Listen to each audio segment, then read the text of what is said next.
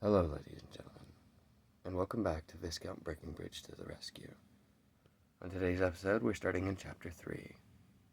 So, I'd like you to sit back, relax, and listen. The next morning, relatively early, Heather found herself back in the coach and heading north once more. Martha had woken up an hour after dawn and consented to hand Heather the brown gown and the plain green cambric they'd brought for her to wear. Heather had to retrieve her friend's silk shawl, but her amber silk evening gown and her small evening reticule had been packed into Martha's commodities satchel. Martha's planning had extended to the footwear, though. With a woolen cloak about her and her evening slippers on her feet, Heather had been escorted downstairs to the private parlor. Over breakfast, taken with Fletcher, Cobbins, and the hatched-faced Marcia. Heather had no choice to even make eye contact with the busy serving girls. If anyone did come asking after her, she doubted that the overworked girls would even remember her. While she'd eaten, she thought back over her behavior in the carriage the previous night. Although she had asked the questions, she hadn't given her captors any reason to believe she was the sort of young lady who might seriously challenge them or disobey their orders. Admittedly, she hadn't burst into tears, or wrung her hands, or sobbed pitifully. But they'd been warned. She was clever, so they shouldn't have expected that. Although it had gone very much against her grain. By the time they'd risen and she'd been unheard, under closed guard, into the waiting coach, she decided to play it to their apparent perceptions to appear malleable and relatively helpless. Despite her support and intelligence, her plan, and she'd taken her seat at the forward-facing bench once more, was to lull the trio into viewing her much as a schoolgirl as they were escorting home. In a few minutes, while she, Martha, and Cobbins had waited in the coach for Fletcher to finish with the innkeepers and join them, she looked out of the coach window and seen an ulster holding a prancing bay gelding, saddled and waiting for its rider. The temptation to open the coach door, jump down, race the few feet to the horse, grab the reins, mount, and thunder back down the road towards London, had flared, and just as quickly had died. Not only would that maneuver have been fraught with risk, with no money or possessions, let alone proper clothes, she might have potentially jumped from the frying pan and into the fire. But, successful or not, it would have ensured she had no chance to learn more about what lay behind her abduction. She decided she would have to rely on Breckenridge to count on him following her. She wondered if he'd yet risen from his bed. He was one of the foremost rakes of the ton. Such gentlemen were assumed to see little of the morning, certainly not during this season. Then Fletcher had climbed in, shut the door of the coach, and had rumbled forward and turned north. She discovered that trusting in Breckenridge wasn't all that hard. Some part of her had already decided to. She bided her time, lulling her three captors as she planned, letting a silent hour pass as the miles slid by. She waited until sufficient time had elapsed to allow her to lean forward, peer out, and somewhat peevishly inquire, "Is it much further?" She looked at Fletcher, but he only grinned. The other two, when she glanced questioningly at them, simply closed their eyes. Looking again at Fletcher, she frowned. "You might at least tell me how long I'll be cooped up in this carriage. For some time yet." She opened her eyes wide. "But won't we be stopping for morning tea?" "Sorry, that's not on our schedule." She looked horrified. "But surely we'll be stopping for lunch." "Lunch, yes, but that won't be for a while." Adopting a put-upon expression, she subsided. But stopping for lunch suggested they would be heading on afterward. She debated and asked, "How far north are we taking me?" She made her voice small, as if thought that worried her, which it did. Fletcher considered her, but volunteered only, "A ways yet." She let another mile or two slide by before restlessly shifting and then asking, "This employer of yours, do you normally work for him?" Fletcher shook his head. "We work for hire, me and Cobbins, and we've known Martha forever. She agreed to assist us. So we approached you." Fletcher nodded. "Where did you meet him?" Fletcher grinned. "Glasgow." She met Fletcher's eyes, grimaced, and fell silent again. She'd eat her best bonnet if either Fletcher or Cobbins hailed from the north of the border, and from her accent, Martha was definitely a Londoner. And that means the man who hired them was Glasgowian. Were they actually imagining taking her over the border? Heather longed to ask, but Fletcher was watching her with a faintly taunting smile on his face. He knew her questions weren't idle, which meant he'd tell her nothing useful, at least not intentionally. Yet, from what he'd let fall, she had at least until some time after lunch to quiz him and the others. Folding her arms, she closed her eyes and decided to lull him from some more. There were really only two answers she needed before she escaped: who had hired them, and why. She opened her eyes when the houses of St. Neots closed around the coach. A plastic clock tower, the dial of which confirmed it was only mid-morning. Stretching, she surveyed the view outside, then settled back and fixed her gaze on Fletcher. "Have you got a Cobbins always worked together?" That wasn't a question he was expecting. After a moment, he nodded. "Grew up together, we did." "In London?" Fletcher's smile returned. "Nah, up north. But we've been down in London a lot over the years. Lots of jobs there for gentlemen like us." She wondered, and decided it wouldn't hurt to ask. "I don't suppose you'd consider earning more than your employer is paying you by turning the coach around and taking me home?" Fletcher shook his head. "No, much as I would say no to extra money. Double-crossing an employer is never good for business." She frowned. "Is he your employer? Paying you so well, then?" "He's paying all he needs to get the job done. So he's wealthy." Fletcher hesitated. "I didn't say that." "No, but you believe he is." She sat forward. "I'm curious. How does a man like your employer go about hiring men like you? You can't possibly put a notice in the news sheets advertising your services." Fletcher chuckled. Even Cobbins cracked a smile. "We get business on recommendation," Fletcher explained. "I don't know who mentioned us to him, but he sent word to our contact, and we met him in tavern. He laid the job before us, and we accepted. Simple enough. So you don't know his name." It was one step too far, but she judged worth gambling. Fletcher's expression closed. But when she continued to look expectantly at him, his slow, taunting smile returned. "It's no use, Miss Wallace, but if you truly want, I could put my hands on my heart." He suited action to the words, "and tell you he called himself Mackenzie." She caught the implication. "That's not his name." "No, it's not. And before you bother asking, I don't know his real name. He's the type wise men don't question about anything they don't want to reveal." She pulled a face and sat back, and asked nothing more for the moment. The man who had hired them kidnapped her, delivered her to him, was wealthy, lived somewhere in the north, possibly as far north as Glasgow, and was of the caliber to inspire a healthy respect. It's not fear in men like Fletcher. Despite her curiosity over his identity, she felt increasingly certain she didn't want to actually meet the man.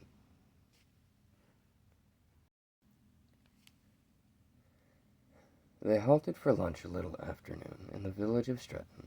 They turned into the forecourt of an inn. Heather noted the sign, "The Fray of Keys."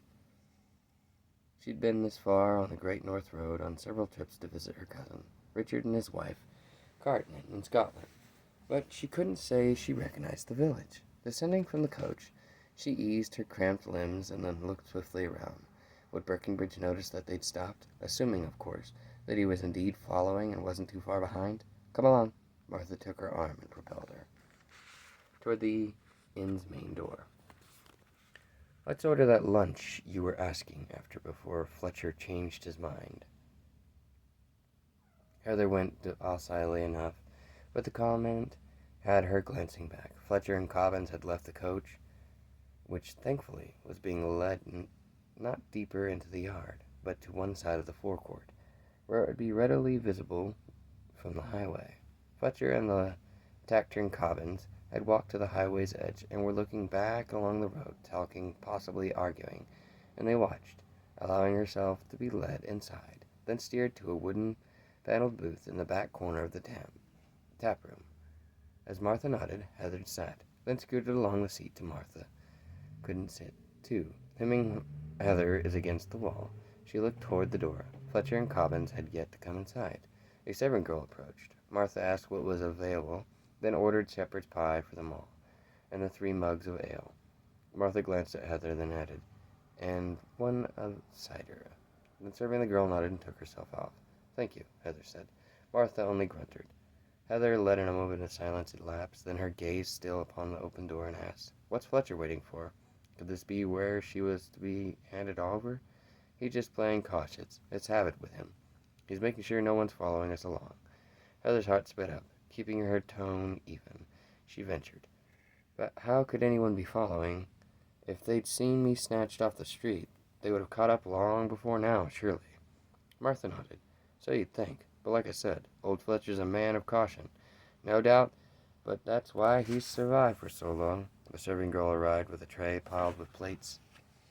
Another came up bearing 4 mugs. The pair blocked Heather's view of the main door. By the time they deposited the plates, the mugs, and the droop back, she was ready to suggest that she, or Martha, or even the serving girls, should summon Fletcher and Cobbins before their meals grew cold. And then she glanced at the door and saw Cobbins, followed by Fletcher, enter. She nearly sighed with relief. Reaching for her cider, she took a calming sip. Cobbins sat opposite. Fletcher followed him onto the booth's bench seat. He met Martha's eyes. "No one. Looks like we got clean away." Martha's mouth, already full, barely looked up from her plate to nod. Cobbins lifted his fork and dug into the mound. Before him, Fletcher followed suit. Heather picked up her fork, prodded at the meat topped with potatoes, then lifted a small bite. She tentatively tried it, then went back for more. The dish was surprisingly tasty. She didn't know what made her look up several minutes later, but glancing at the door, she saw Breckenridge standing just inside the room. He was looking at her, but immediately shifted his gaze, serving the tap as if deciding where to sit. Pretending to look down at her plate, from beneath her lashes she superstitiously watched as he stirred. Then, surprisingly silently for such a large man, tacked through the tables and heading toward their booth. She blinked and lifted her head. When he disappeared behind the high panel of Fletcher's back, he'd slipped into the next booth behind her male captors, which almost certainly meant he would overhear anything they said. Laying back her fork, fixing her gaze on Fletcher, she took a sip of cider, then cleared her throat. "Where are you taking me?" Looking down, she set her mug back down, carefully, as if she were nervous and tense. Fletcher shot her an insistent glance. "We're taking you further north." She looked up and met his gaze, tried to be beseechingly. "But how far? Further up the Great North Road, or somewhere else?" She managed to imbue the last words with an unspecified dread, as if there were something she feared in the north, something other than her abductor's employer. Fletcher frowned. "Like I said, north." "But where in the north?" He stared histrionically. She spread her arms. "There's a lot of places north of here." "Where?" She had articulately let her breath catch, swallowed, then went on more quietly. "Where are we stopping for the night?" Her tone suggested she was close to panic, and the idea they might stop too close to the something. Fletcher frowned harder. Leaning forward, he lowered his voice. "I don't know what bees got you in the bonnet, but we're stopping at Carlton-on-Trent overnight." He searched her face. "Is there any reason we shouldn't?" Breckenridge might not have heard. She raised her head, held her breath. "Carlton-on-Trent." She summoned a weak smile, then shook her head. No, there's no reason. We can stop on Carlton-on-Trent." "Good." Fletcher sat back, still frowning. Then he glanced at the other two. "Eat and drink up. Let's get back on the road." The other two grumbled. Heather quickly ate a few more bites of her nearly cold lunch. The others were still clearing their plates, heads down. None of them noticed the large man who rose from the next booth without a single glance in their direction. Breckenridge walked out of the inn. "Come on." Fletcher pushed back his plate and stood. The others more slowly followed him onto the booth. Heather played an obedient abductee and allowed Martha and Cobbins to usher her outside. Stepping into the forecourt, she was just in time to see Breckenridge in a drab, dull clothing, quite unlike his unusual elegant attire, turn a plain circle out of the inn yard and set his horse pacing up the highway.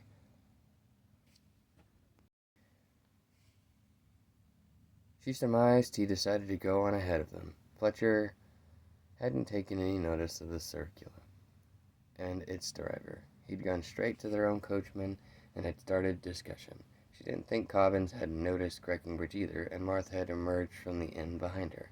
At best, she would have seen his back, and that at a distance. Fletcher opened the coach door and waved her in. She climbed up and settled in the seat, in her now usual position. While the others climbed in, she played Fletcher hadn't realized her ploy, hadn't realized Breckenridge was following, and had therefore told her a lie.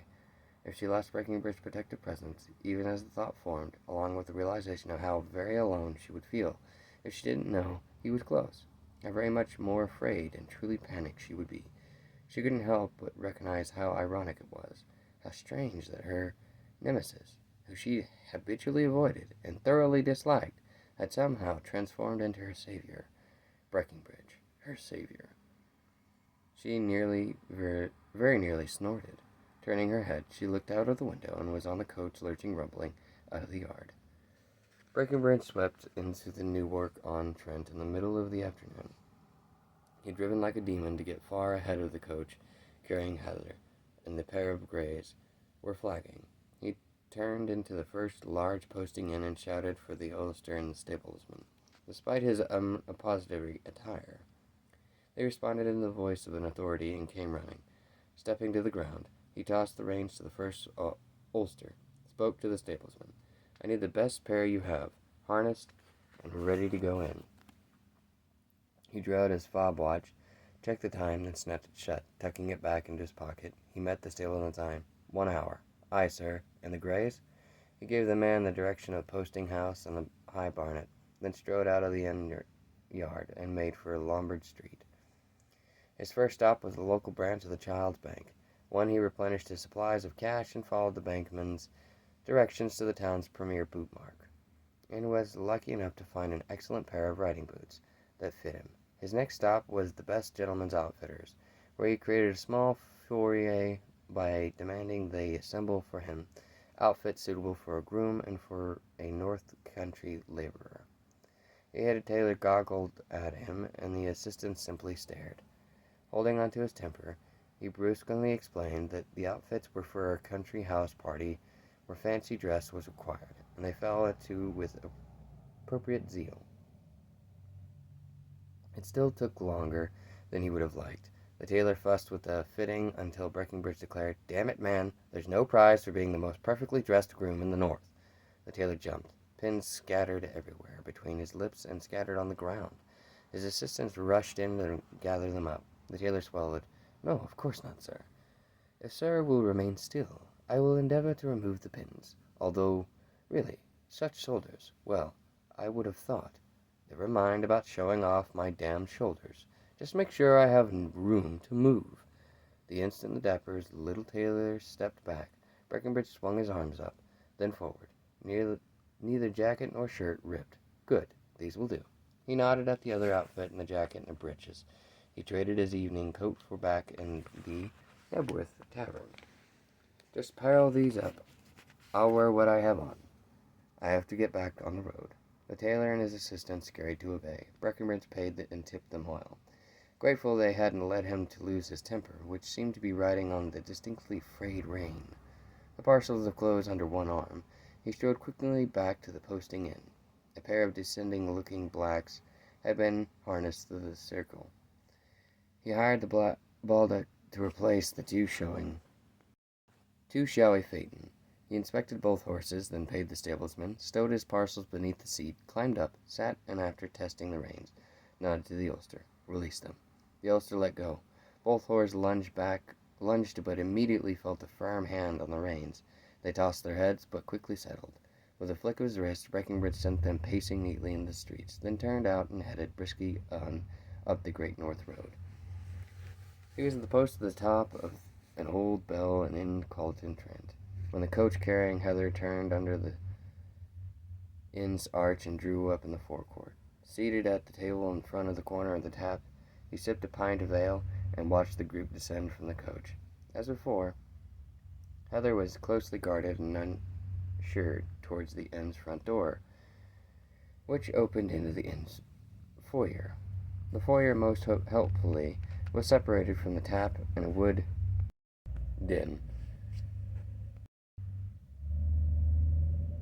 partition.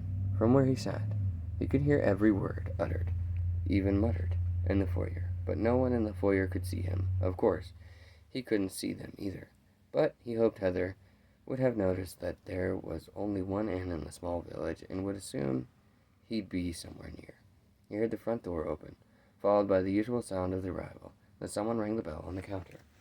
He sipped and listened, and the innkeeper arrived quickly. Set about the business of welcoming the guests and getting them settled. Breckenridge paid particular attention to the room allocations, both the women's and Fletcher and Cobbins. Like the woman, the men would share a room, but their room would be in another wing. Breckenridge listened as Fletcher tried to change the innkeeper's mind and get a room close to the woman's. The innkeeper insisted that he only had the 2 rooms still available, many others being closed due to rain damage during a recent storm. Fletcher grumbled, then reluctantly conceded that he and his friend would take the offered room. Good, Breckenridge murmured. He paid the innkeeper to ensure that both Heather's male captors would be far distant from her room that night.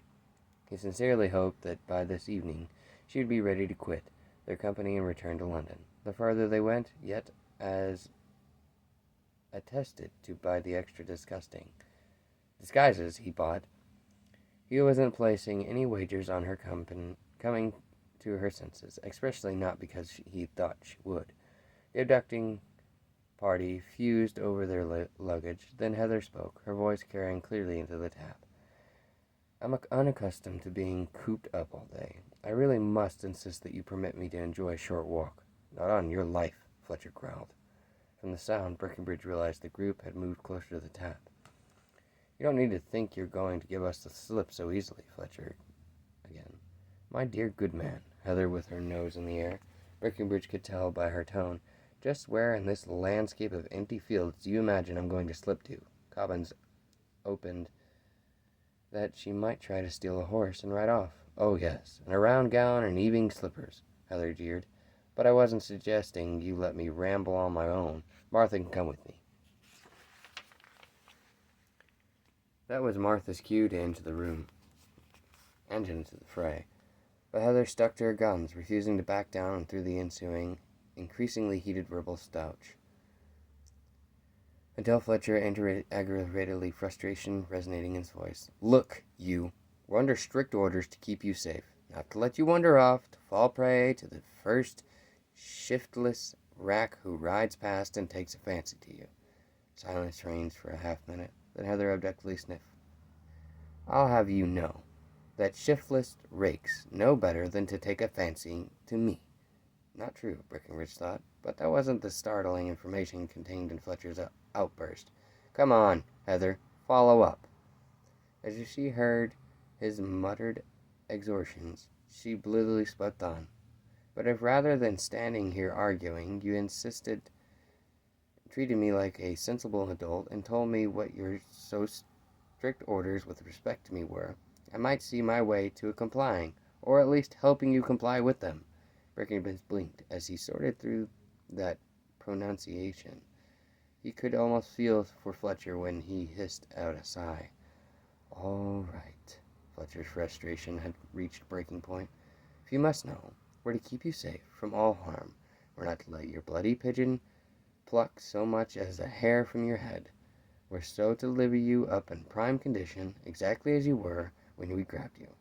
From change in Fletcher's tone, Breckenridge could visualize him moving closer to a tower over Heather, to intimidate her into backing down. He could have told him it wouldn't work. So now, you see, Fletcher went on, voice low and forceful, that is entirely out of the question for you to go out for any ramble. Heather's tone was telling mildly. Fletcher was about to get floored by an uppercut. For once, not being on the receiving end, Breckenridge grinned and waited for it to land. If, as to say, your orders are to, do correct me if I'm wrong, keep me in customary excellent health until you hand me over to your employer, then, my dear Fletcher, that will absolutely necessitate me going for a walk. Being cooped up all day in a carriage has never agreed with me. If you don't wish me to weaken or develop some unhealthy affliction, I will require fresh air, gentle exercise to recoup. She paused. and then went on in her tone of utmost reasonableness. A short excursion along the river, up the rear of the inn, and back, should restore my constitution. Breckenridge was certain he could hear Fletcher's breathing in and out through clenched teeth. A fraught moment passed, then, "Oh, very well. Martha, go with her. 20 minutes, do you hear me? Not a minute more." "Thank you, Fletcher. Come, Martha. We don't want to waste the light."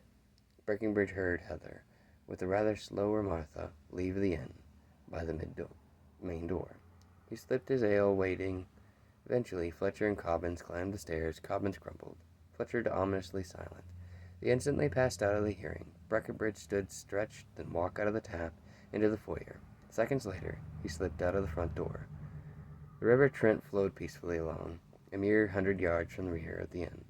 A well-beaten path wended along the bank.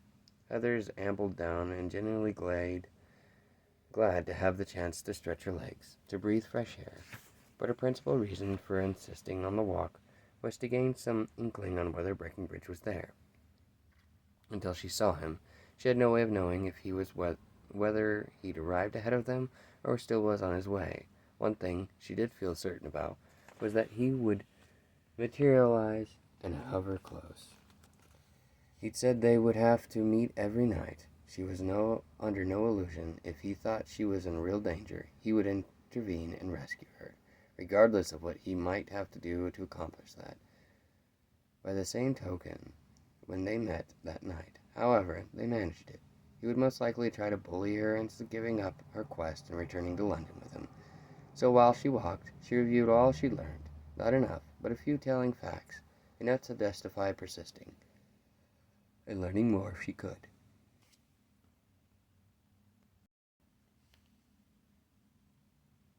She ordered the points in her mind.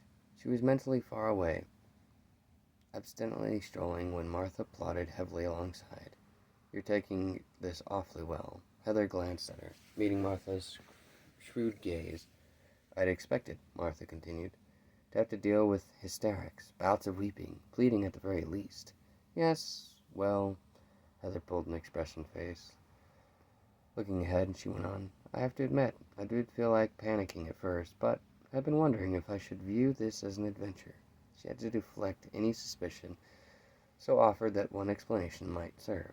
She gestured dramatically. "A romantic adventure, complete with a mysterious villain who might or might not prove to be devastatingly handsome." Martha snorted.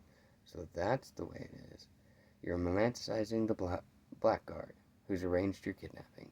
Do you actually know if he's a blackguard?" Heather didn't have to manufacture her concern. Martha grimaced. "I can't righteously say. I haven't had anything to do with the beggar. Fletcher and Cobbins were the ones that met him. But," she continued, "any blighter who arranges a kidnapping, and one as coolly planned as this, take it from me, handsome or not, you won't want to meet him."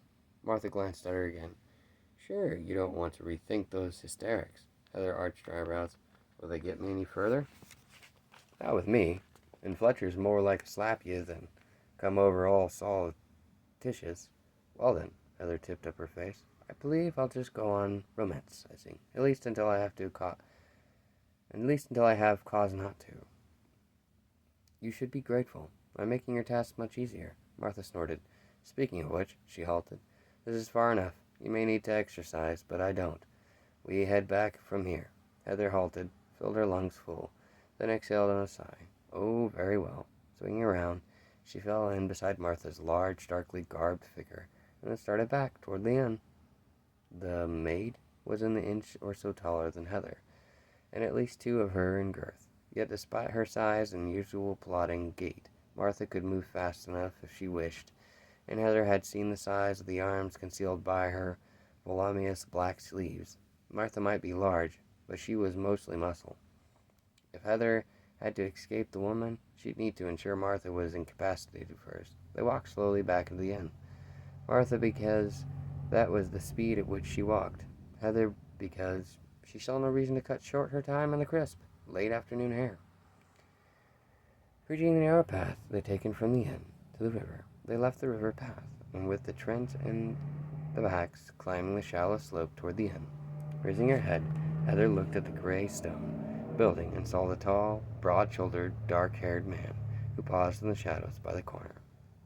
Earlier in Stretton, he'd worn the clothes of a country townsman, the sort who might own a local business. Now he was garbed more like one of his own grooms. Regardless, she recognized him instantly. Her heart lightened considerably. She started to smile, only just remembering to suppress the reaction. Glancing sideways at Martha, toiling beside her, she was relieved to see that the maid hadn't noticed. She looked at the end and again. Breckenridge had vanished. Not that it mattered. Now she knew he was near.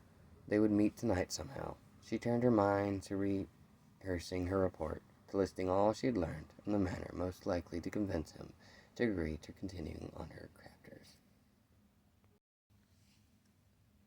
The old Bell Inn was a truly very old inn, and Benjamin possessed latchers, with hooks on the doors to secure them but no locks. Heather blessed the innkeeper for not modernizing. Once the inn had settled for the night, and everything two-legged occupational had retired to their beds, with Martha snoring fit to drown out any creaking boards, Heather lifted the latch on their chamber door and slipped out into the chill darkness of the corridor. She hadn't dared light a candle, but her eyes had adjusted to the light.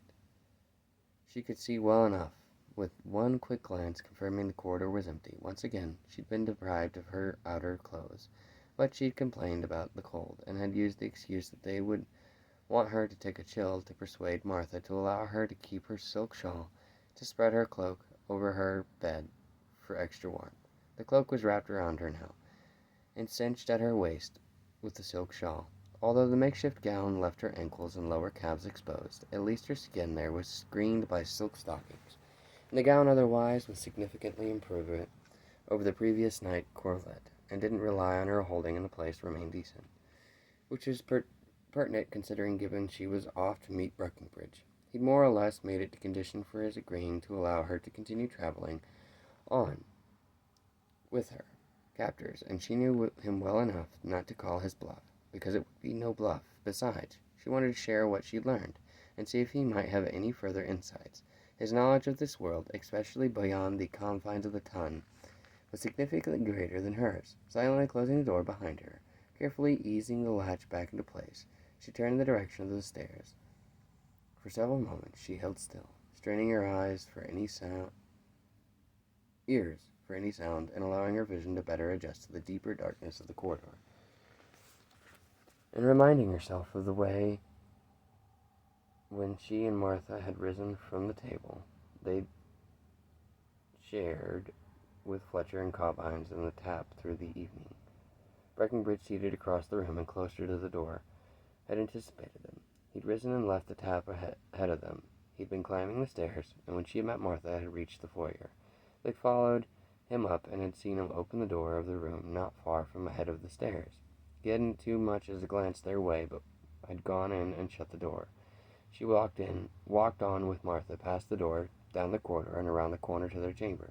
Drawing in a tight, faintly excited breath, she set out, quietly creeping back to the corner, her evening slippers allowing her to tiptoe along with barely a sound. Nearing the corner, she paused and glanced back along the corridor, still empty. Reassured, she started to return, intending to peek around the corner. A hard body swung around the corner and plowed into her. She stumbled back. Hard hands grabbed her, holding her upright. Her heart leapt through her throat. She looked up, saw only darkness. She opened her mouth. A palm slapped over her lips. A steely arm locked around her, locked against a large, adamant male body. She couldn't even squirm. Her senses scrambled. Strength, male, heat, muscle, hardened, engulfed her. Then a virulent curse signing her lips, and she realized who captured her. Panic and sheer fright had tensed her every muscle. Relief washed both away, and she felt limp. The temptation to sag in his arms, to sink gratefully against him, was so nearly overwhelming that it shocked her into tensing again. He lowered his head so he could look into her face. Through clenched teeth, he hissed, "What the devil are you doing?" His tone very effectively dragged her wits to the foyer. He hadn't removed his hand from her lips. She nipped it. With a muted oath, he pulled the hand away. She moistened her lips, and he angrily whispered back, "Coming to see you, of course. What are you doing here?" "Coming to fetch you, of course." "You ridiculous man." Her hands had come to rest on his chest. She snatched them back, waved them. I'm hardly likely to come to grief over the space of a few yards. Even to her ears they sounded like squabbling children. He didn't reply. Through the dark, he looked at her. She couldn't see his eyes, but his gaze was so intent, so intense, that she could feel. Her heart started thudding, beating heavier and deeper. Her senses expanded.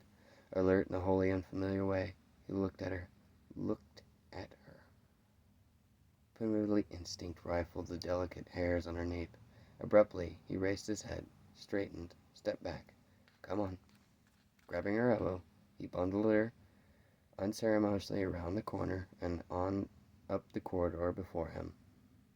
Her temper, always close to the surface, when he was near, started to simmer. If they hadn't needed to be quiet, she would have told him that she thought of such cavalier treatment. Breckenridge halted her outside the door of his bedchambers. He would have preferred any other meeting place, but there was no safer space, and regardless of everything else, he needed to keep her safe. Reaching around her, he raised the latch and set the door swinging. In here. He left the lamp burning low, and he followed her in, then reached back and shut the door. He took in what she was wearing. He bit back another curse. She glanced around, but there was nowhere to sit but on the bed. Quickly, he strode past her, stripped off his coverlet, and then autocorrectly pointed to the sheet. Sit here. With narrowed eyes glared. She did, and hotly graced with the reigning monarch. Immediately she sat. He flicked out a coverlet and swathed her in it. She cast him a faintly puzzled glance.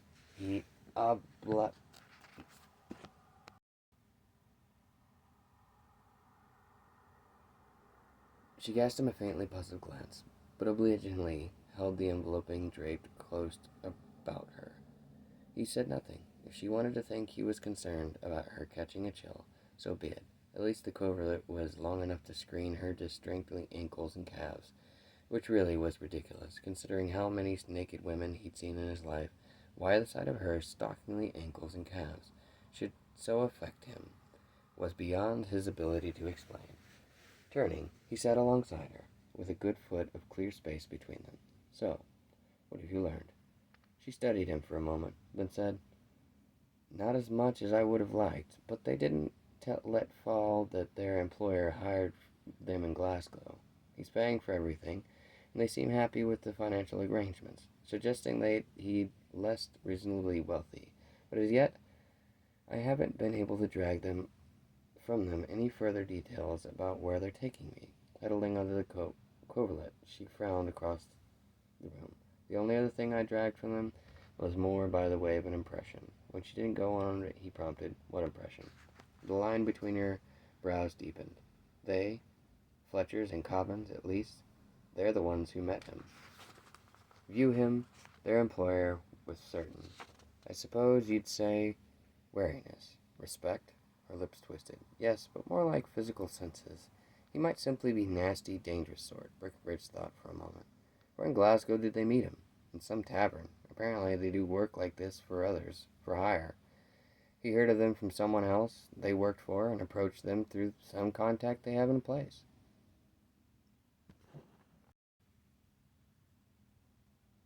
So they don't necessarily know much about him.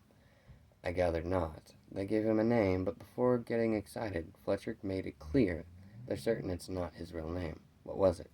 Mackenzie. Scottish. So he's most likely a Scot. Still far too aware of her perched on the bed, his bed, beside him, Breckenridge stood. He started to pace back and forth. Heather looked up at him.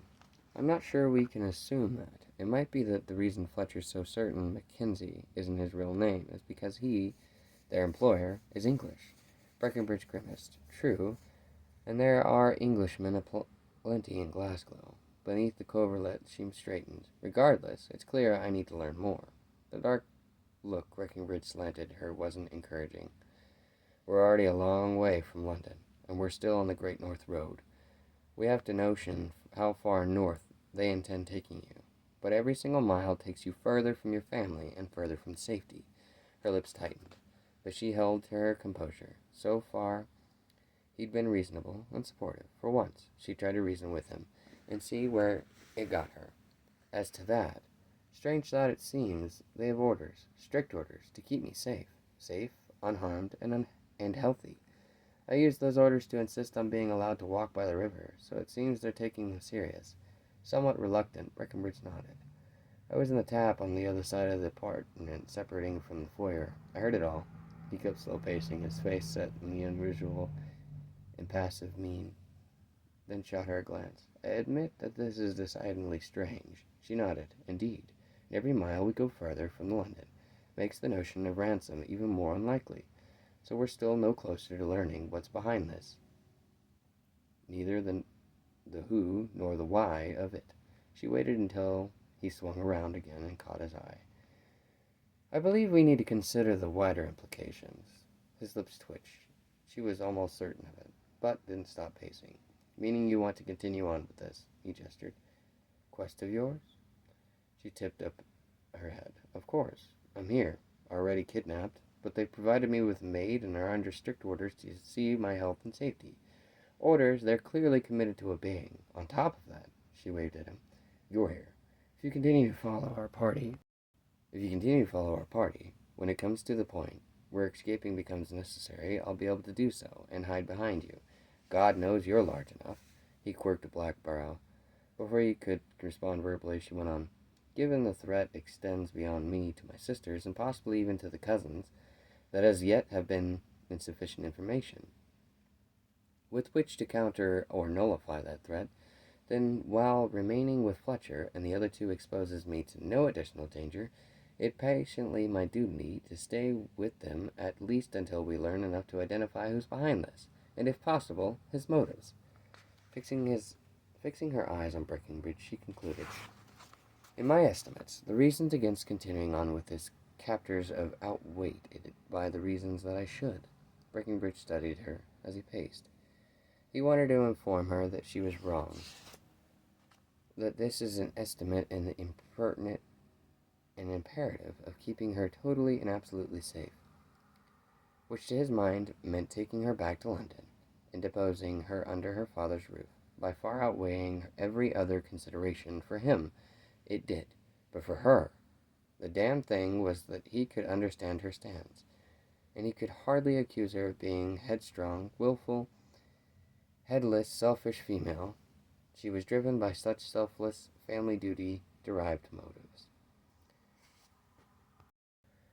One he would feel were in her shoes. Halting, he yanked a hand through his hair, then realized what was doing and lowered his arm. He glanced at her, sitting on his bed, wrapped in his coverlet. He had her head high, chin tilted upward, but the angle was not yet an outright challenge. He knew that challenge would come if he didn't agree with her direction and tried to pull her from it. He could very easily. He was Viscount Breckenridge after all. But she would fight him every step of the way and hate him forever after. All which he would accept without a qualm, if he could only be certain that he was indeed acting in the best interest of her and her family, as things stood. Very well. Halting, he met her eyes in darker gray in the lamplight. If you're stubbornly determined on this, up went her chin. I am.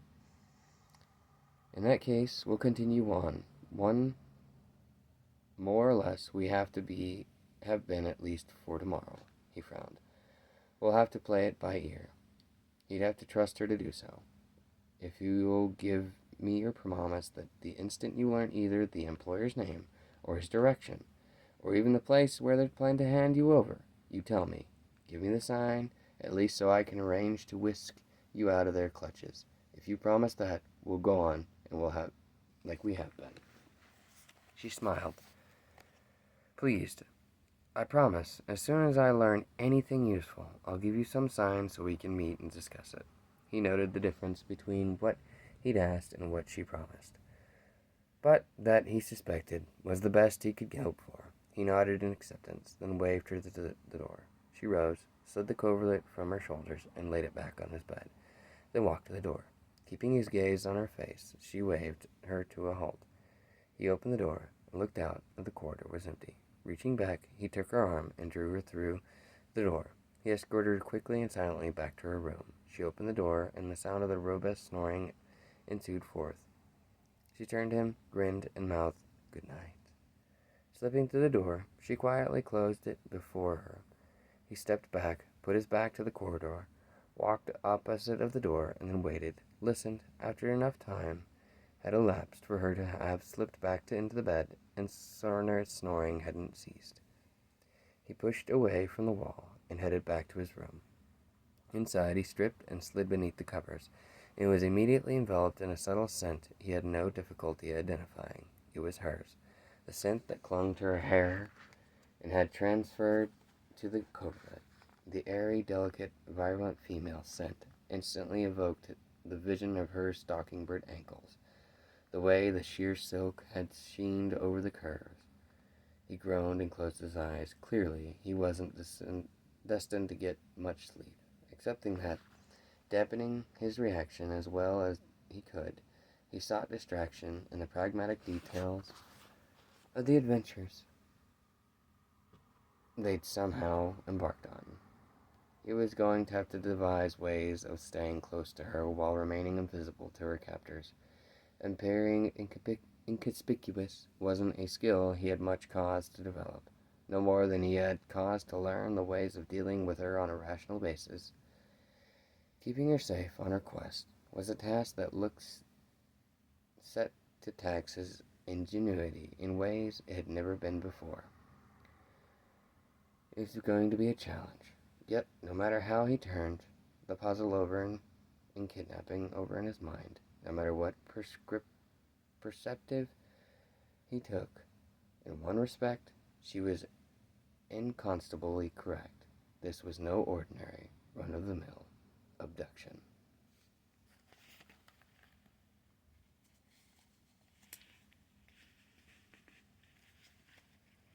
Wow, that chapter was a little longer than normal. Well, ladies and gentlemen, I appreciate your time. If you're listening to this in the morning, I hope you enjoy it. If you're listening to this at night, I hope that you get a good night's rest. So as they say in other countries, my friends, au revoir, et wiedersehen, and ciao.